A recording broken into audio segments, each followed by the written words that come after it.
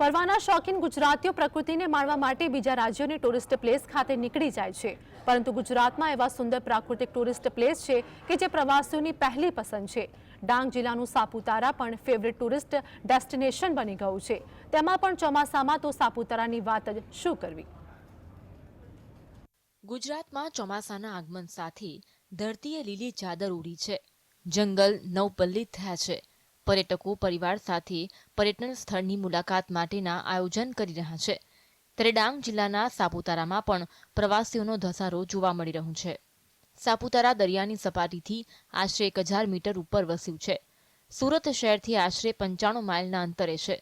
Saputara hill station એ પશ્ચિમ ઘાટનું સ્વર્ગ છે, જ્યાં પ્રકૃતિ પૂર બહારમાં ખીલી છે। Right now I am enjoying this paragliding. In paragliding we have spent more than 5 minutes. Good experience. Instructor is also good. Saputara एक टूरिस्ट प्लेस है, तो यहाँ पे नहीं कि गुजरात के बल्कि पूरे इंडिया से और पूरे वर्ल्ड से टूरिस्ट आते हैं। और ये जो पॉइंट सापुतारा है, यहाँ पे पैराग्लाइडिंग मतलब एक नया पॉइंट बन गया है।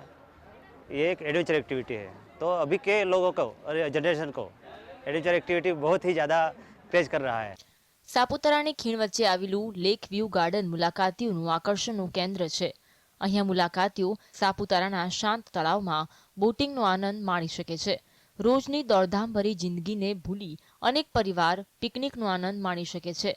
આ ઉપરાંત અહીં મહારાષ્ટ્ર અને ગુજરાતી સ્ટ્રીટ ફૂડનો સ્વાદ પણ માણી શકાય છે।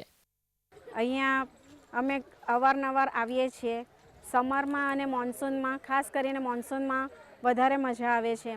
સમરમાં પણ એકદમ ઠંડક હોય છે એટલે ગમે છે, અને નાઇટમાં પણ બહુ સરસ જોવાલાયક દ્રશ્યો હોય છે।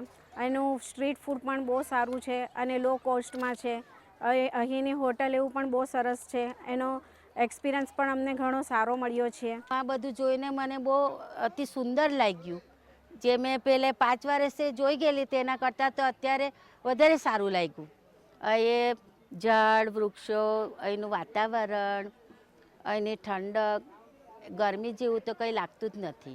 સાપુતારાના સર્વોચ્ચ બિંદુ પર આવેલો ટેબલ ટોપ પોઈન્ટ શાંત વાતાવરણ અને ઠંડા પવનોથી પ્રવાસીઓને મંત્રમુગ્ધ કરી દે છે। અહીં પ્રવાસીઓ ઘોડેસવારીનો અનુભવ પણ કરી શકે છે। જેમ સૂર્યાસ્ત થાય તેમ પ્રવાસીઓ રોમાંચક રોપવે રાઇડ માટે સનસેટ પોઈન્ટ તરફ ઉમટે છે।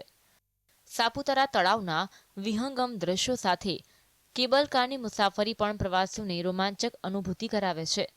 આમ પરિવાર અને મિત્રો સાથે ફરવા માટેનું સ્થળ શોધી રહ્યા હો તો સાપુતારાની મુલાકાત તમને મનમોહક દ્રશ્યો અને શાંત વાતાવરણ સાથે યાદગાર અનુભવનું વચન આપે છે। Bureau report, Dang.